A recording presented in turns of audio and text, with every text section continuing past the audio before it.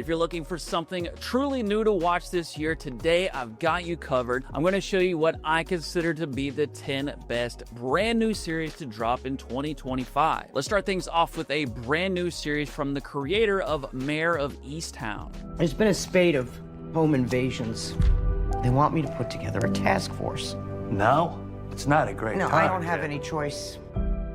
This new crime drama is called Task, and it's about an FBI agent who leads a small task force investigating a string of violent stash house robberies tied to an outlaw motorcycle gang. What makes Task stand out is that it's just a top-notch, well-produced, and well-written crime series. Mark Ruffalo and Tom Pelphrey are unsurprisingly great. And while Task is not on the same level as something like, say, True Detective, if you are a fan of these crime thriller-type series, this is one of the best to drop this year. And if you already watched Task and enjoyed it, you're in luck because it's already been renewed for a second season. And have you noticed there's not a lot of great comedy series dropping these days? There was one show that released this year though that genuinely made me laugh and want to stick with it through the end, and that was HBO's The Chair Company. It's kind of like a surreal, more unhinged version of The Office. It's very much a cringe humor, and if you've seen any other Tim Robinson stuff, you probably know what to expect. I feel like it's probably his most polished release ever though, and it's got a heavy mystery element to it as well that kind of keeps you hooked. This weird and absurd form of comedy is probably not going to be for everyone, but for me it was the best full-blown comedy series to drop in 2025. Then at number 8 is one of the must-see series if you're a fan of detective or crime thriller shows. It's Netflix's Department Q, which follows Detective Carl Mork, who's assigned to a forgotten basement office handling cold cases no one expects him to solve. Department Q separates itself from a gazillion other crime series that dropped this year by being quite moody and dark, as well as being loaded with interesting and complex characters. It's also got a genuinely good mystery at the heart of the story, and you will definitely want to continue watching to see how it ends. Department Q is one of the best detective series on Netflix right now, and luckily it got watched enough to get renewed for a second season. Then the next series kind of came out of nowhere and ended up being one of the best series all year.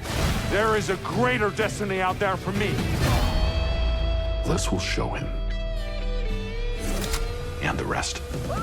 This is Netflix's Death by Lightning, a historical series about the assassination of U.S. President James Garfield in 1881. Death by Lightning was much better than I expected, considering I didn't really hear anything about it pre-release. It's a well-made series that stands out for numerous great performances, including Matthew Macfadyen, Michael Shannon, and Nick Offerman. The period details were also done very well, and it genuinely felt like it was set in the 19th century. It had a great suspenseful story at its heart as well, and Death by Lightning is definitely a must-see if you're a fan of thrilling history shows. Number 6 was a short but powerful series that generated a ton of buzz in 2025. It's Adolescence, the Netflix drama series about a 13-year-old boy who is accused of murdering his classmate. Adolescence shows the effect this crime has on the boy's family, as well as tries to explain how he could have ended up at this point. It's pretty powerful and gripping stuff. Also, all 4 episodes were shot in one continuous take with no cuts, so it's pretty impressive to see the whole thing play out with no mistakes. Adolescence honestly might be a little over talked about at this point, but if you haven't seen it, you should definitely consider checking out what all the fuss is about. Next up at number 5, I'm gonna put a couple of shows together because I couldn't decide which I like better. They are the Hulu series 1000 Blows and the Netflix series House of Guinness. Both of these series are Stephen Knight series, the same guy who created Peaky Blinders. They both feel very similar, although House of Guinness takes place in Ireland and 1000 Blows in London. They're both set in the 19th century and are very stylish period dramas. If you prefer a grittier, more underground scene, then you might prefer 1000 Blows, but if you prefer shows that are more prestigious and about the upper class, maybe check out House of Guinness. I thought they were both really great. If you love historical stuff, you might want to watch them both. Next up is this series I think is the best hidden gem of the year.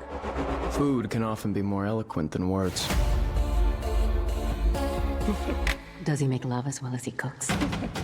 This is an Apple TV Plus show called Carême about the rise of a poor Parisian boy who climbs the ladder to become the world's very first celebrity chef during the Napoleonic era. This series is packed with interesting elements. It's got a twisty spy thriller story to it. There's multiple intriguing figures portrayed. There's the stunning food that's being cooked. There's lavish period sets. Carême was one of the most entertaining shows I watched in 2025, and I highly encourage anyone who's got an Apple TV Plus subscription to check it out too. And number 3 was probably the best Netflix show to drop this year. It's the brutal Western American Primeval, a gritty series about the exploration of the American West and the violent collisions of men and women fighting for control of the new world. This was a beautiful, if grim, series that was full of great action scenes and a well-written story. It's basically the opposite of your romanticized Western and depicts the early American frontier as brutal and lawless. It had loads of great characters, the most memorable of which was played by Taylor Kish. If you're a fan of other modern Westerns like The Revenant or 1883, you definitely want to make sure you watch American Primeval as well. At number 2 is your classic gangster saga filled with tit scenes and high stakes. Conrad Harrigan, family man.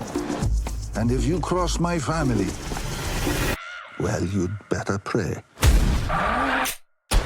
This is MobLand, a show you'll find on either Paramount Plus or HBO Max, depending on where you live. It's about 2 powerful crime families in London whose fragile peace collapses into an all-out war. MobLand features an excellent star-studded cast with great performances from Tom Hardy, Helen Mirren, and Pierce Brosnan. It's made by the same guy who made Top Boy and The Day of the Jackal, and it's got that same intensity. It kind of has a Guy Ritchie feel to it as well if you're familiar with his work, which makes sense considering he directed some of the episodes. I absolutely love this series and binged the whole thing very quickly. It's tense as hell and a lot of fun. Definitely check out MobLand if you're into gangster stuff. Then the number 1 series of 2025 was one of the most well-written and original shows all year. It's Pluribus, a post-apocalyptic sci-fi series about a mysterious event that has turned nearly all of humanity into a peaceful hive mind collective. It's such an unusual show and you never really know where it's going moment to moment. It's almost like a reverse zombie movie in a way, where instead of violent and hostile, everyone turns serene and peaceful. But there's always that underlying feeling that there's something shady going on behind all those smiling faces. Reminds me of Invasion of the Body Snatchers more than anything. Honestly, if you're into TV series at all, I think you should at least check out the first episode. It'll probably have you hooked. That is my list for today. What were your favorite shows in 2025? Hit me up in the comments below, and thanks again for watching. I will see you soon.